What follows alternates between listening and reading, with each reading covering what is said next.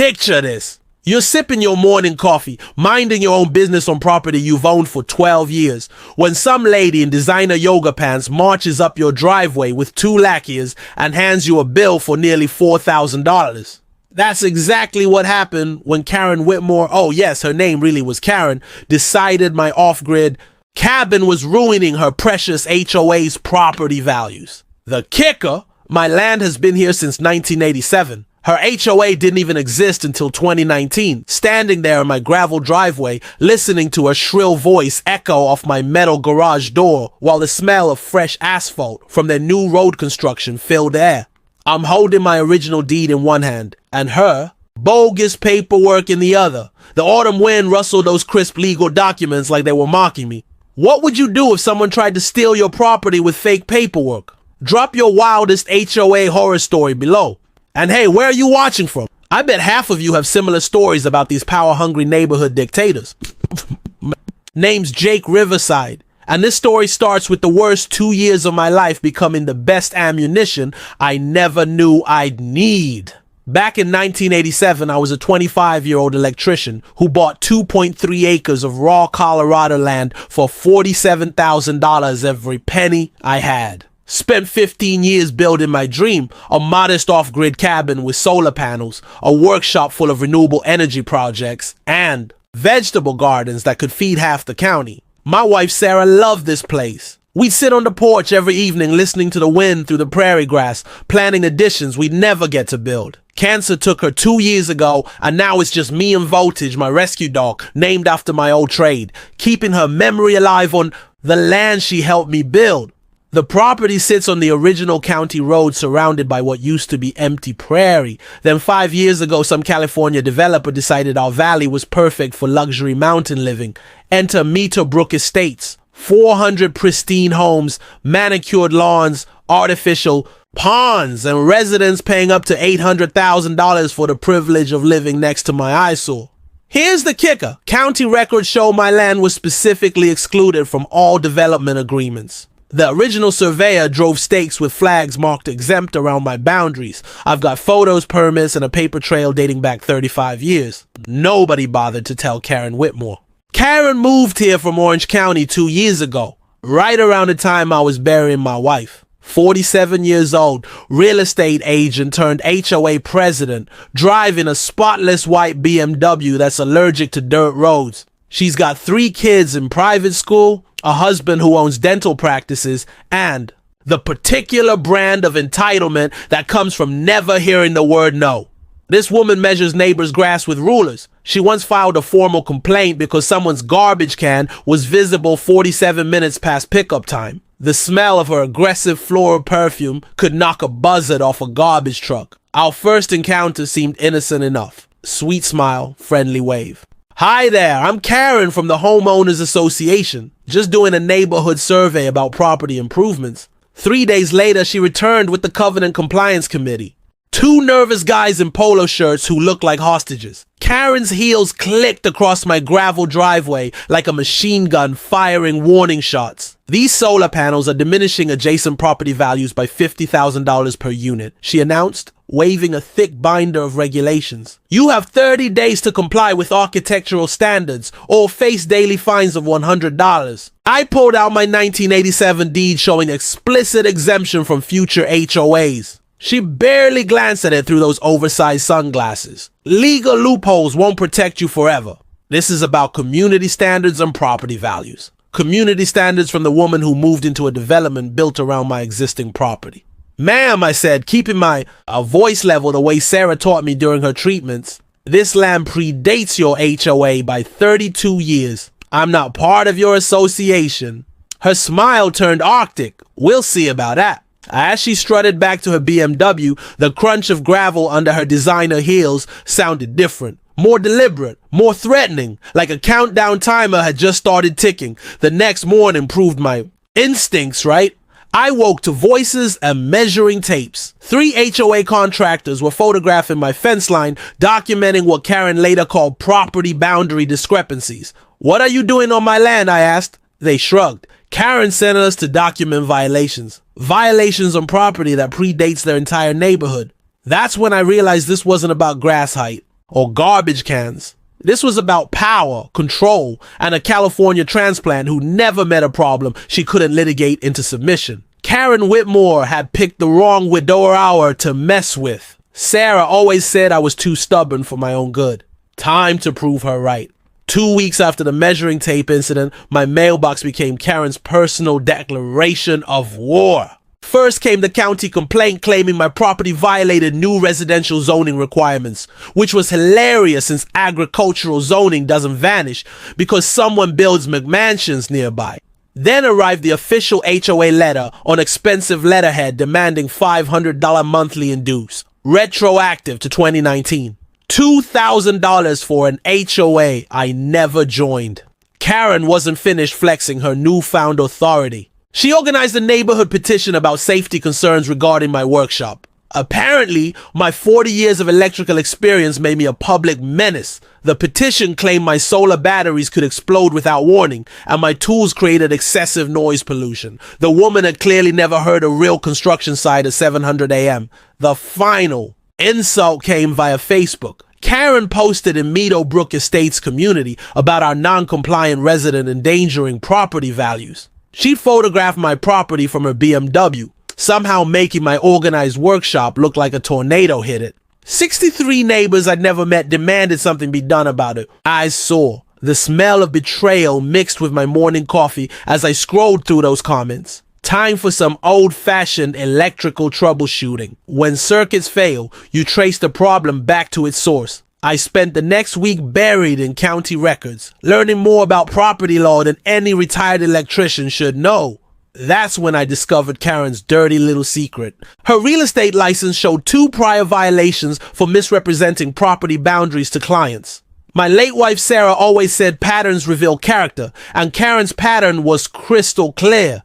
Even better, I remembered something from my union days about liability insurance. A quick record search confirmed my hunch. The HOA's policy specifically excluded coverage for disputes with pre-existing, non-member properties. Some lawyer was smarter than Karen realized, but the real jackpot came through a Freedom of Information Act request. Karen's husband's dental practice owed $127,000 in back taxes. No wonder she was desperate to shake down everyone else for money. Here's where Karen made her first critical error. She picked a fight with someone who'd spent decades solving problems nobody else could fix. I installed professional security cameras around my property after noticing fresh footprints near my fence. Night vision, cloud backup, motion alerts, the works. Those cameras caught Karen's next move faster than I expected. 3 days later, her safety patrol was trespassing on my land, photographing my workshop windows and testing gate latches. The irony was perfect. The woman claiming I was dangerous was literally committing crimes on my property, but that trespassing footage led to my favorite discovery yet. While researching criminal law for my police report, I stumbled across something that made me grin like a fool. Karen's own incorporation documents contained a fatal flaw. They never properly included my specific parcel in their legal descriptions. Some copy-paste lawyer had used boilerplate language without checking actual survey maps. In legal terms, Karen had exactly 0 authority over my land. Less authority than voltage, actually. The local newspaper made everything public after I sent them Karen's Facebook screenshots alongside my 1987 deed. Rural resident fights HOA overreach hit the front page of Mountain Valley Tribune, and suddenly my quiet dispute became community entertainment. Karen's response was pure gold. She called the editor demanding a retraction, threatening to pull her real estate advertising unless they corrected the record. The editor published her complaint in the letter section right next to 3 supportive letters from neighbors fed up with HOA tyranny. You could practically hear the power shifting, but the sweetest victory came naturally. Mrs. Henderson from 3 streets over appeared at my door with chocolate chip cookies and questions about solar installation. The warm smell of fresh bacon mixed with autumn air as she explained how Karen had harassed her family about their vegetable garden, claiming it violated aesthetic standards. I've been watching this whole mess, she said. And frankly, we're all tired of being bullied. 3 more neighbors contacted me that week with similar stories. Karen's reign of terror stretched far beyond my property lines. She'd systematically targeted anyone who didn't conform to her suburban fantasy. The veteran with the pickup truck, the teacher with the wildflower garden, the retiree who dared paint his fence brown instead of white. The sound of gravel crunching under friendly visitors' feet became my new favorite music. For the first time since Sarah died, my property felt like a community gathering place instead of a fortress under siege. Karen had tried to isolate me, turn me into the neighborhood pariah everyone avoided. Instead, she'd accidentally created the exact opposite, a rallying point for everyone tired of her petty, dictatorship. Standing on my porch that evening, watching voltage chase fireflies while neighbors chatted about solar panels and vegetable gardens, I realized something important. Sarah had always believed good people find each other when times get tough. Karen's first major miscalculation was assuming I'd fight this battle alone. She was about to learn how wrong suburban bullies can be. Karen's response to my newspaper victory was swift and vicious. If she couldn't intimidate me with fake authority, she'd try to crush me with real lawyers. 3 days after the Mountain Valley Tribune story, a process server appeared at my door with a civil lawsuit. Karen had hired Payton and Associates, a law firm specializing in property compliance enforcement, which sounded about as friendly as it was. The lawsuit claimed my property created a nuisance and health hazard that was irreparably damaging neighboring property values. 27 pages of legal gibberish demanding I remove my solar panels, tear down my workshop, and pay $35,000 in damages to surrounding homeowners. The smell of expensive legal paper mixed with my morning coffee as I read through Karen's fantasy version of reality. According to her lawyer, my 40-year-old property had somehow become a public menace overnight. But Karen wasn't done escalating. She organized what she called a safety patrol. Basically, her and 3 bored housewives with clipboards documenting my violations. They drive by twice daily, photographing everything from my mailbox to my solar array, building what Karen called a comprehensive evidence file. The final straw came when she tried to weaponize the county building department. Karen filed a complaint claiming my workshop was an unpermitted structure that violated current safety codes. Never mind that I built it legally in 1992 with all proper permits. Karen figured modern bureaucracy could retroactively destroy what harassment couldn't touch. That's when I called in reinforcements. My union buddy Mike knew a retired municipal lawyer named Frank Lucas who'd spent 30 years fighting exactly these kinds of battles. Frank took one look at my case and started chuckling. Never a good sign for the opposition. "Jake," he said, leaning back in his creaky office chair, "this is the sloppiest legal work I've seen in 20 years. They're making claims they can't possibly prove." Frank's first discovery made my day. Every building permit I'd ever pulled was not only valid, but grandfathered under state law. Modern HOAs can't retroactively apply new standards to existing structures. Something Karen's expensive lawyers apparently forgot to mention. But Frank's real genius was offensive strategy. Instead of just defending, we filed a countersuit for harassment, defamation, and intentional infliction of emotional distress. Karen wanted a legal war. She'd get one. The tide started turning when Frank uncovered Karen's fatal error. While researching the HOA's incorporation documents, he discovered something that made us both laugh out loud. The original developer had never properly transferred ownership of common areas to the HOA. Legally speaking, Karen's organization owned nothing but debt and letterhead. My security cameras provided the knockout punch. Frank subpoenaed the footage showing Karen's safety patrol repeatedly trespassing on my property. Turns out, photographing someone's private workshop through windows without permission is both criminal trespassing and invasion of privacy. The local newspaper loved this development. HOA president caught trespassing and property dispute made front page again, complete with security camera screenshots of Karen peering through my workshop windows like some suburban spy. Community reaction split down the middle, but in my favor. The online neighborhood forum exploded with residents taking sides. Team Jake included everyone tired of Karen's measuring tape tyranny, while Team Karen consisted mainly of recent California transplants who never met a regulation they didn't love. County Supervisor Williams started receiving dozens of calls about HOA abuse of power. Williams, a fourth-generation Colorado who remembered when our valley was all cattle ranches, had zero patience for imported drama. I've known Jake Riverside for 20 years. Williams told the newspaper. If Karen Whitmore thinks she can California fire our county with frivolous lawsuits, she's got another thing coming. The pressure was getting to Karen.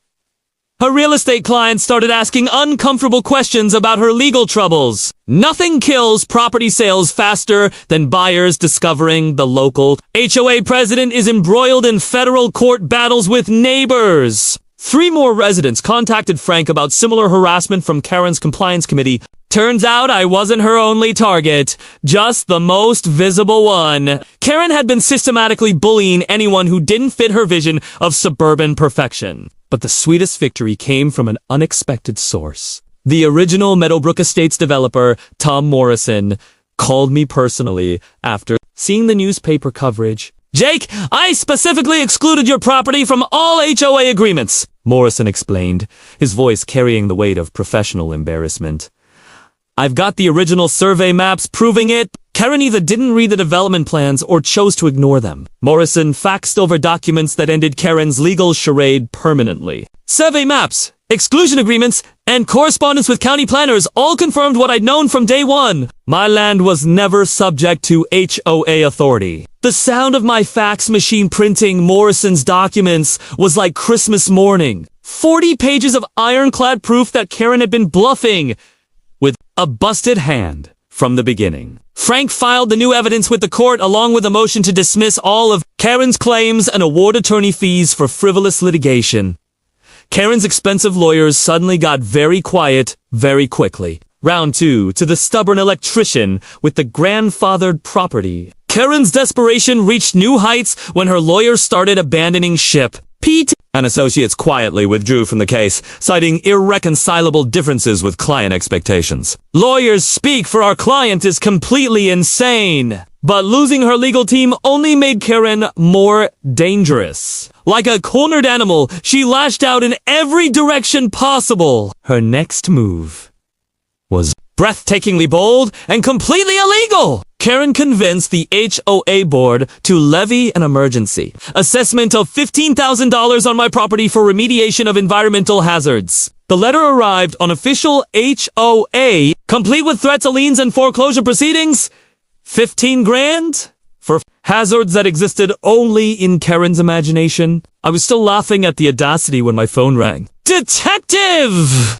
Martinez from the county sheriff's office wanted to discuss a complaint filed against me for threatening behavior and verbal assault, according to Karen's police report. I'd cornered her in the grocery store parking lot and made menacing statements about property rights while displaying aggressive body language. The complaint included dramatic descriptions of feeling unsafe and intimidated by my unstable behavior. Complete fiction. I hadn't seen Karen anywhere except driving past my property in her BMW. Martinez reviewed my security footage and immediately cleared me of all charges. Better yet, he warned Karen that filing false police reports was a felony. The taste of vindication was sweeter than Sarah's homemade apple pie. But Karen wasn't finished with her scorched earth campaign. She organized a boycott of local businesses that supported me, claiming any company that advertised in the Mountain Valley Tribune was enabling property value destruction. The local hardware store owner, Bob Fletcher, called to warn me that Karen had demanded he stop selling me supplies or lose all HOA member business. Bob's response was perfect. Lady, Jake Riverside's been my customer for 30 years. You've been here 2 minutes. Guess who I'm keeping? Karen's most desperate gambit targeted my utilities. She filed complaints with the electric company and water authority, claiming my off-grid setup violated safety regulations and demanded immediate disconnection for public safety. The irony was delicious. Karen wanted to shut off utilities I didn't even use. My solar panels and well water made her threats as empty as her legal authority.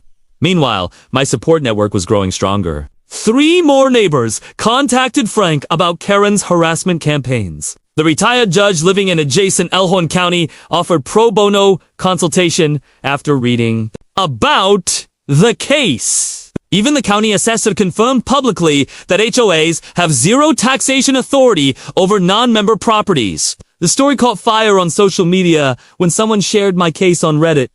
The post went viral overnight. HOA overreach started trending locally, and suddenly I had property rights activists from across Colorado offering support. Karen's reputation was crumbling faster than her legal strategy. The Real Estate Commission opened an investigation into her license violations after 3 clients filed complaints about misrepresenting HOA authority during home sales.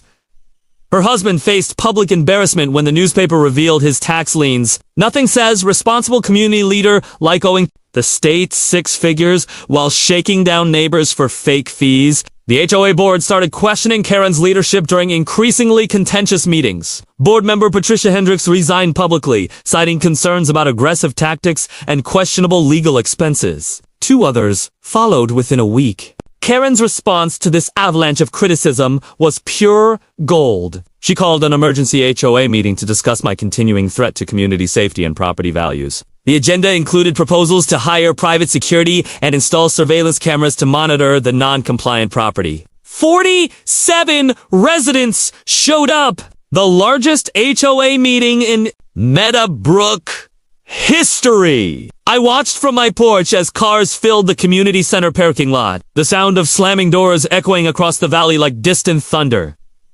Mrs. Henderson stopped by afterward with meeting details. And fresh baked cookies! Jake, it was a disaster, she said. The smell of oatmeal raisin mixing with evening air. Karen stood up there ranting about property rights terrorists and legal conspiracies. Half the room walked out. The neighborhood Facebook group administrator finally removed Karen for inflammatory posts and harassment of community members. Her farewell post was a masterpiece of entitled rage about ungrateful neighbors destroying community standards. But the sweetest development came from an unexpected source. Investigative journalist from Denver Channel 7 called requesting an interview about HOA abuse in rural Colorado. Apparently, my case was part of a larger pattern they had been researching. Standing on my porch that evening, watching voltage chase fireflies while the last light faded behind the mountains, I reflected on how dramatically things had changed. 6 months ago, Karen seemed invincible. HOA president, real estate agent, suburban queen bee, with unlimited authority. Now she was isolated, investigated, and rapidly running out of both allies and legal options. Sarah always said, bullies eventually defeat themselves if you just give them enough rope. Karen was about to prove her right in spectacular fashion. The phone call that changed everything came at 6:30 on a Tuesday morning. Judge Hamilton Crenshaw, the retired jurist from Elkhorn County, had discovered something that made Karen's entire crusade not just wrong, but potentially criminal. Jake, you need to sit down for this, Judge Crenshaw said, his voice carrying the weight of 30 years on the bench. I've been digging through federal land records, and your HOA problem is about to become a whole lot bigger. The retired judge had uncovered what Karen's expensive lawyers either missed or deliberately ignored. Meadowbrook Estates was built on land with unresolved Native American treaty claims dating back to 1878. The Arapaho Nation had never formally ceded mineral and water rights to the federal government, creating a legal cloud over the entire development. But here's the kicker. My property was specifically excluded from the original development precisely because the surveyor knew about these treaty complications. Some long-dead lawyer had been smart enough to keep my parcel out of any potential federal litigation. Karen's law firm had been billing the HOA $45,000 for legal research they knew was pointless from day one. You can't enforce HOA authority over land that might not legally belong to the HOA in the first place. Judge Crenshaw's next revelation made my blood boil. The HOA's financial records, which Frank had revealed a pattern of systematic fraud that would make a mob accountant blush. $230,000 in legal and consulting fees over 3 years. Money that should have gone to community maintenance and improvements. Karen's real estate company had mysteriously received $85,000 in property management commissions, despite never managing any HOA properties. The mandatory assessments Karen had been collecting weren't funding community improvements. They were paying her personal legal bills and financing her husband's dental practice expansion. Several HOA board members had invested in Dr. Whitmore's practice just months before approving those mysterious consulting contracts. Federal law requires HOAs to disclose all conflicts of interest in financial dealings, something Karen had conveniently forgotten to mention. But the smoking gun was hidden in the original incorporation documents. 3 signatures belonged to residents who'd moved away before the HOA was even formed. Karen had forged legal documents to create her little kingdom of suburban tyranny. The state attorney general's office had been quietly investigating similar HOA fraud schemes across Colorado. My case wasn't an isolated incident. It was part of a pattern of corruption that stretched from California to Connecticut. Judge Crenshaw's investigation revealed Karen's true motivation. Her real estate business was hemorrhaging money due to lawsuits from previous clients who discovered her boundary misrepresentations. The HOA presidency wasn't about community service. It was about generating legal fees and assessments to cover her mounting debts. Karen's law firm withdrew the next day, citing newly discovered ethical conflicts. Translation? They'd finally realized they were complicit in fraud and didn't want to face federal charges alongside their client. The HOA board scheduled an emergency meeting to discuss Karen's removal after Frank delivered copies of the forged documents and financial irregularities. Board members who'd rubber-stamped Karen's schemes suddenly developed selective amnesia about their involvement. Local media began treating the story as an expose of suburban corruption, rather than a simple neighbor dispute. The Denver Channel 7 investigation expanded to include federal treaty violations and civil rights abuse charges that carried serious prison time. My property value actually increased due to media attention about my off-grid paradise, legally protected from HOA interference.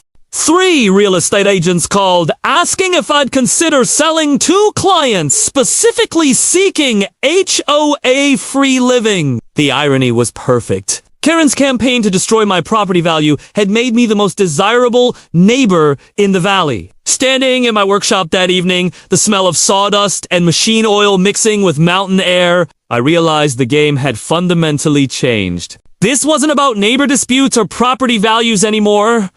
This was about justice. The morning after Judge Crenshaw's bombshell revelation, my quiet workshop transformed into mission control for the most satisfying legal campaign of my life. My dream team assembled like something out of a heist movie, except instead of stealing diamonds, we were stealing back justice from a suburban tyrant. Judge Crenshaw brought 30 years of constitutional law expertise and a Rolodex that could topple governments. Rebecca Torres, the investigative journalist from Channel 7, arrived with boxers of public records and a nose for corruption that could smell fraud from 3 counties away. The surprise addition was Marcus Littlefeather, a tribal legal advocate who'd driven down from the Arapio Nation offices after hearing about the treaty violations. These land claims have been dormant for decades, he explained, spreading century-old maps across my kitchen table. Your HOA just woke up a very expensive legal nightmare. My electrician buddy Mike volunteered to upgrade my security system with military-grade surveillance equipment borrowed from his nephew's private security company. Karen wants to play spy games, Mike grinned, installing hidden cameras with facial recognition software. Let's see how she likes being watched. Our legal strategy had 3 prongs, each designed to destroy a different pillar of Karen's operation. Frank would file motions to dismiss all HOA claims based on lack of jurisdiction, then countersue for malicious prosecution, defamation, and criminal harassment. Judge Crenshaw would prepare federal civil rights violations for Karen's pattern of discrimination against non-conforming residents. Meanwhile, Marcus would file tribal sovereignty claims that could invalidate the entire development's legal foundation. If we can prove treaty violations in the original land transfer, he explained, every property deed in Meadowbrook becomes legally questionable. Rebecca's financial investigation revealed fraud schemes that would make Bernie Madoff jealous. Karen had diverted $127,000 in HOA reserves through a network of shell companies, fake vendor invoices, and unauthorized loans to her failing real estate business. The assessment money residents thought was funding community improvements had actually financed Karen's family vacation. Hawaii, her daughter's private school tuition, and legal fees for her husband's tax problems. Federal embezzlement charges carried 20-year prison sentences. My favorite discovery was Karen's consulting contracts with companies that existed only on paper. Meadowbrook Landscaping Services had received $43,000 for work never performed, but shared the same address as Karen's real estate office. Coincidence! The FBI doesn't believe in coincidences. We organized our evidence like a military operation. Timeline documentation showing 3 years of escalating harassment and legal overreach. Financial forensics proving systematic theft from community funds. Video evidence of criminal trespassing and attempted property damage. I set up secure communications using encrypted messaging apps. Mike's nephew recommended. Judge Crenshaw insisted on operational security after discovering Karen had hired private investigators to dig up dirt on my personal life. She's desperate enough to try anything, he warned. The community organizing aspect was pure poetry. Rebecca helped me create the Property Rights Defense Fund crowdfunding campaign that raised $75,000 in its first week. Supporters from across the country donated specifically to fight HOA tyranny and suburban corruption. Weekly coffee meetings at Murphy's Diner became strategy sessions for affected neighbors. The smell of bacon and fresh coffee mixed with the sound of people finally fighting back against years of petty oppression. Mrs. Henderson organized carpools, 2 county supervisor meetings where residents demanded investigations into HOA oversight. My HOA accountability toolkit became an overnight sensation when Rebecca featured it in her news series. 3 simple steps any homeowner could follow. Request detailed financial audits. Demand proof of legal authority. And document all harassment for law enforcement. The websites I researched for checking HOA complaint histories crashed from traffic after tens of thousands of people discovered they could investigate their own associations. State Attorney General databases across the country reported record searches for HOA fraud cases. Mike's security upgrades turned my property into Fort Knox with solar panels. Professional-grade cameras with cloud backup, motion sensors that could detect approaching vehicles from half a mile away, and encrypted recording systems that automatically forwarded evidence to Frank's office. The technical preparation was methodical and thorough. Every HOA violation documented with timestamps and GPS coordinates. Financial irregularities organized into prosecution-ready evidence packets. Federal treaty research compiled into legal briefs that could withstand Supreme Court scrutiny. We prepared presentation materials showing Karen's corruption for the Attorney General's office. Flowcharts mapping money from HOA accounts to Karen's personal expenses. Photo evidence of forged signatures and falsified incorporation documents. Judge Crenshaw's favorite moment came when we discovered Karen's pattern of targeting military veterans, elderly residents, and anyone who didn't fit her suburban aesthetic. That's not just fraud.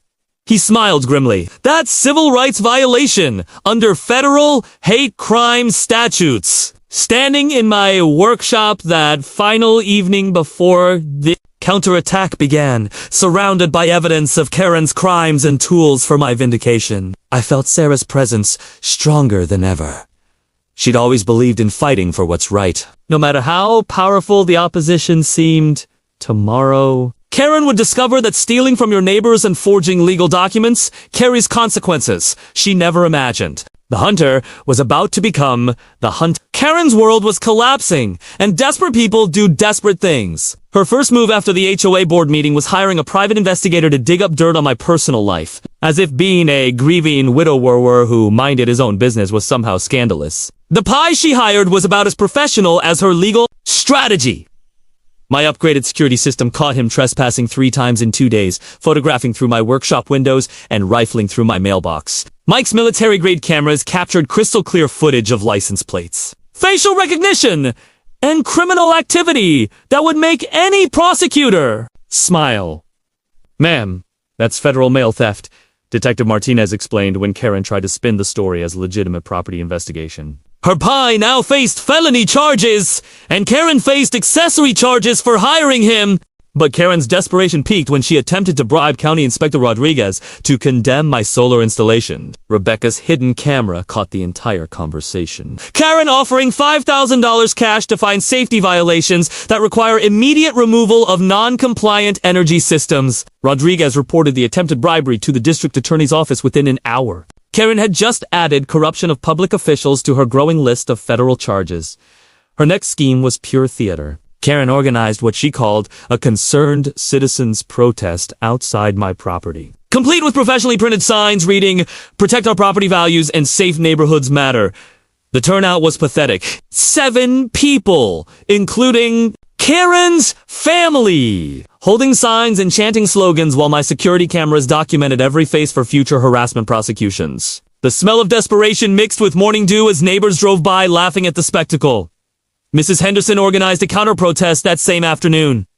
43 supporters showed up with Property Rights Matter and Stop HOA Tyranny signs, turning Karen's demonstration into a public relations disaster. Local news covered both events, making Karen look like a fringe extremist leading a tiny cult of compliance fanatics. Karen's final gambit in this round was filing an ethics complaint against Frank with the State Bar Association, claiming he was pursuing frivolous litigation for personal financial gain. And the complaint included accusations of collusion with criminal elements and abuse of legal process for political purposes. The State Bar dismissed Karen's complaint within 48 hours as frivolous and They also opened an investigation into her pattern of filing false legal complaints, a violation that could result in criminal charges for abuse of court systems. Meanwhile, I maintained the high ground through strategic patience that Sarah had taught me during her cancer treatments. When doctors gave bad news, she'd say, "Jake, sometimes winning means not letting them make you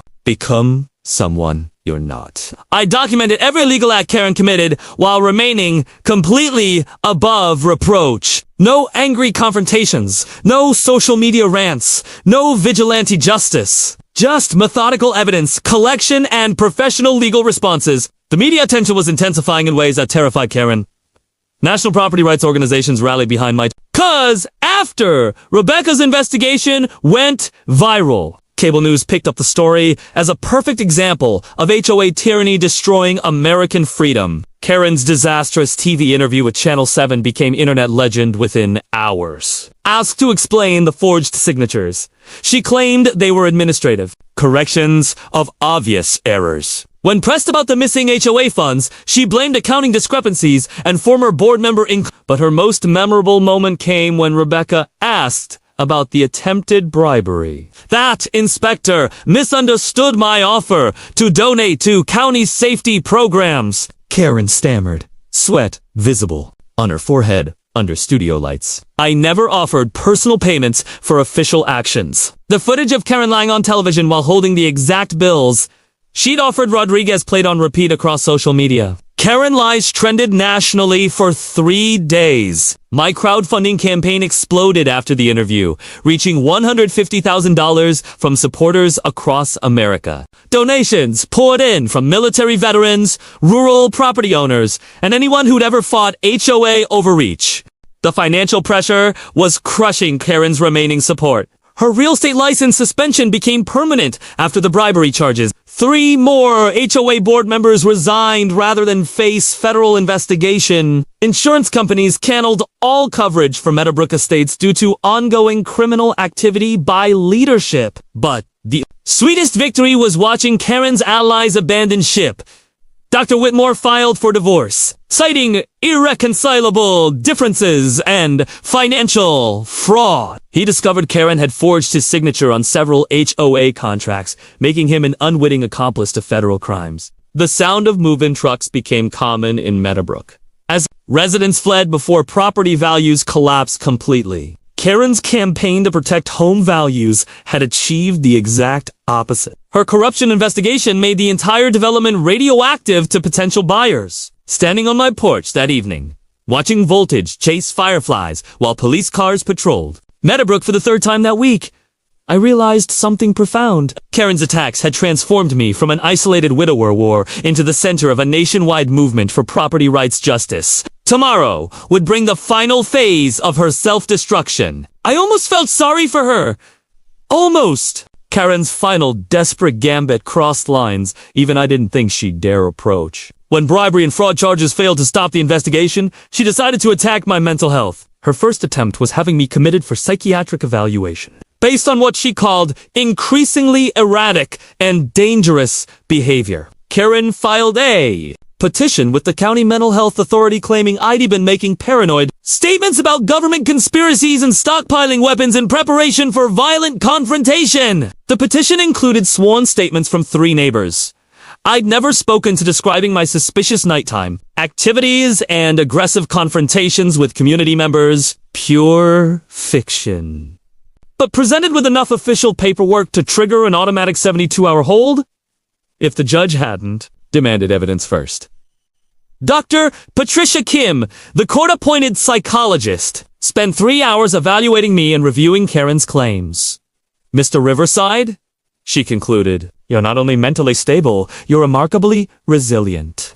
Given the harassment you've endured, Ms. Whitmore's petition appears to be mental health services for personal vendetta. Karen's second attack targeted my environmental compliance. She filed a false EPA complaint claiming my property was an environmental hazard due to improper solar battery storage and contaminated groundwater from illegal septic systems. The EPA inspector who arrived expected to find ecological disaster. Instead, he discovered the most environmentally sustainable property in the county. My solar system exceeded all safety standards. My septic was newer than most neighborhood systems, and my water tested cleaner than municipal supplies. Sir, Inspector Williams said, while testing my well water, I wish every property owner was this responsible. Your setup should be the model for sustainable living. Karen's third scheme was the most audacious, attempting to seize my property through eminent domain. She convinced 3 remaining HOA board members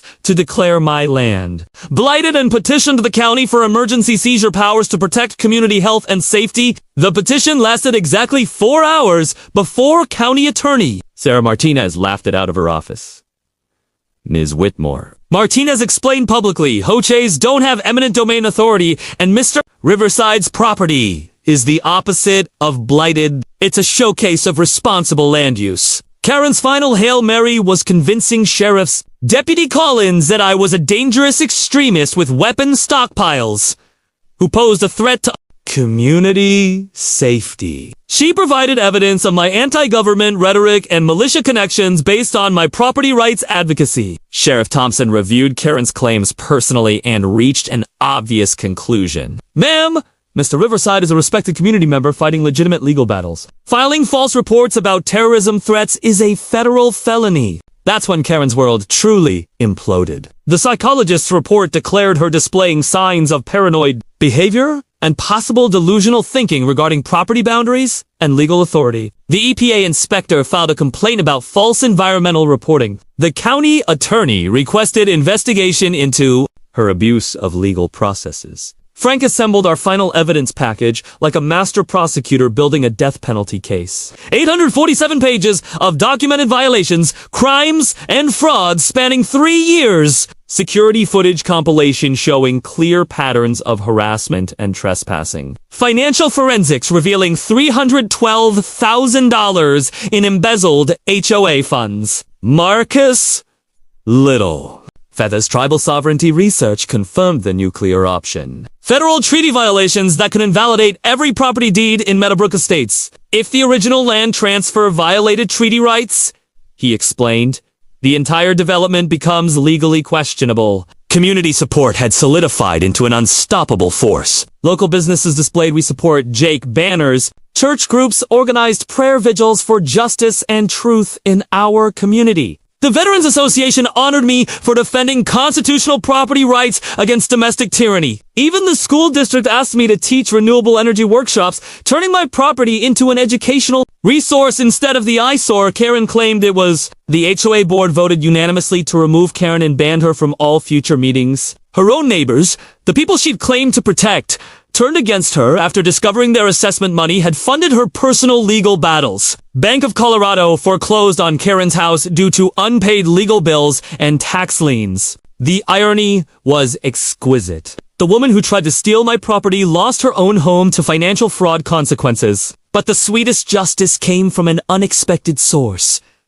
Dr. Whitmore's divorce filing revealed Karen had forged his signature on multiple documents, making him an unwitting accomplice to federal crimes. His cooperation with prosecutors provided the final evidence needed for criminal conspiracy charges. Rebecca's new series won a Regional Journalism Award for exposing suburban corruption and government abuse. The story became a template for property rights advocates nationwide, spawning legislation in 12 states to prevent overreach.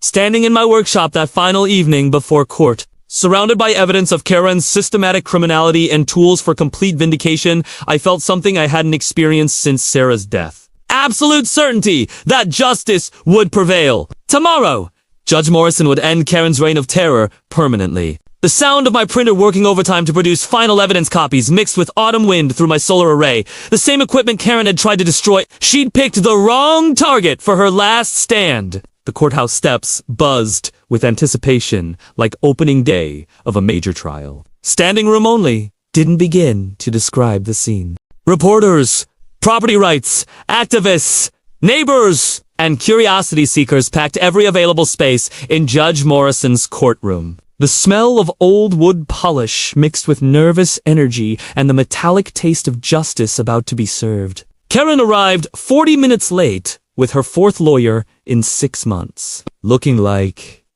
she'd aged a decade since this began. Her designer clothes couldn't hide the stress fractures, the trembling hands, the hollow eyes, the desperate energy of someone watching their world crumble in real time. I sat calmly with my legal team, thick evidence binders organized on the table like ammunition for a righteous war. Judge Morrison, a veteran known for his nonsense approach to frivolous litigation, surveyed the packed courtroom with the expression of a man who'd seen every kind of legal stupidity imaginable. Karen's new lawyer, some kid fresh out of law school, who'd obviously drawn the short straw, stood up with shaking hands to present her case. "Your Honor," he stammered, "my client seeks enforcement of legitimate HOA authority over non-compliant property that threatens community standards." He couldn't produce valid legal documents showing HOA jurisdiction over my land. When Judge Morrison demanded proof of authority, the kid shuffled through papers like he was playing 52-card pickup. The sound of rustling documents filled the silent courtroom, while Karen's face grew redder by the second. "Counselor!" Judge Morrison said, his voice carrying the weight of 3 decades dispensing justice. "Do you have any evidence that Mr. Riverside's property was ever legally subject to HOA authority?" "Well, Your Honor, we believe it's our understanding." "The property appears to be, that's a no," the judge concluded. Frank stood up, like Moses preparing to part the Red Sea. His presentation was surgical, methodical, and absolutely devastating. Original 1987 property deed showing explicit exclusion from future survey maps, proving my boundaries predated the development by 32 years. Security footage montage showing 3 years of systematic harassment and criminal trespassing. But the financial forensics testimony was the knockout punch. Rebecca's investigation had uncovered a paper trail of fraud that would make federal prosecutors weep with joy. $312,000 in missing HOA funds, forged incorporation documents, fake vendor, invoices for services never performed. Marcus Littlefeather's testimony about federal treaty violations added constitutional weight to the proceedings. "Your Honor, this development sits on land with unresolved Native American claims dating to 1878. The HOAS attempts to exercise authority over excluded parcels violate both state property law and federal treaty obligations." Karen's mental breakdown began during Frank's presentation and accelerated throughout the testimony. She whispered frantically to her lawyer, gestured at documents, and made increasingly desperate facial expressions as each piece of evidence destroyed her position. Judge Morrison's patience finally snapped when Karen interrupted. Testimony to shout, "This is about property values. He's destroying our community with that environmental eyesore." "Ma'am," the judge said sharply, "you'll remain silent or be removed from my courtroom." When Frank presented evidence of the attempted bribery, forged signatures, and false police reports, Karen's composure evaporated completely. She stood up, screaming about property rights, terrorists, and environmental extremists destroying neighborhood safety. The bailiff stepped forward, but Judge Morrison held up his hand. He wanted everyone to witness Karen's complete meltdown for the record. Ms. Whitmore, he said with judicial authority that could silence a riot. This is the most egregious example of HOA overreach I've witnessed in 30 years on this bench. The courtroom fell silent, except for the scratching of reporters' pens, capturing every word. Mr. Riverside's property was never legally subject to HOA authority. The incorporation documents contained forged signatures. The financial records show systematic embezzlement of community funds. The pattern of harassment rises to the level of criminal conspiracy. Karen's lawyer tried to object, but Judge Morrison wasn't finished delivering justice. I hereby rule that Meadowbrook Estates HOA lacks any legal standing to make claims against Mr. Riverside's property. Furthermore, due to the criminal activity uncovered during these proceedings, I'm ordering immediate dissolution of the HOA pending federal investigation. The courtroom erupted in cheers from my supporters while Karen screamed something about appeal rights and property destruction. The bailiff finally escorted her out.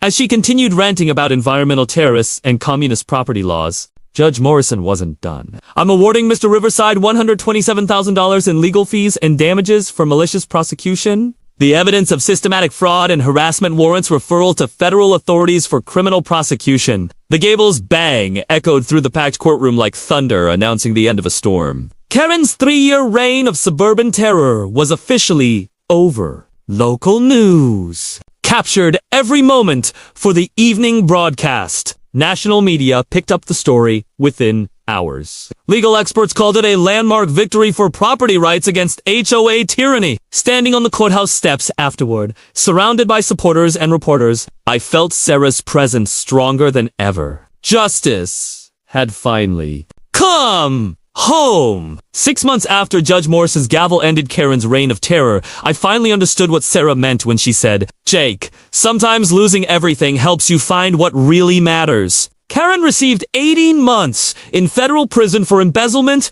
fraud, and conspiracy. The sentencing judge noted that stealing from neighbors while abusing legal processes showed behavior fundamentally incompatible with civilized society. Ordered to pay $427,000 in restitution she couldn't afford. Karen lost her house, her family, and her freedom to the very legal system she'd tried to weaponize. The former Meadowbrook Estates transformed into something beautiful. Residents formed a voluntary neighborhood association focused on actual community building. No mandatory fees.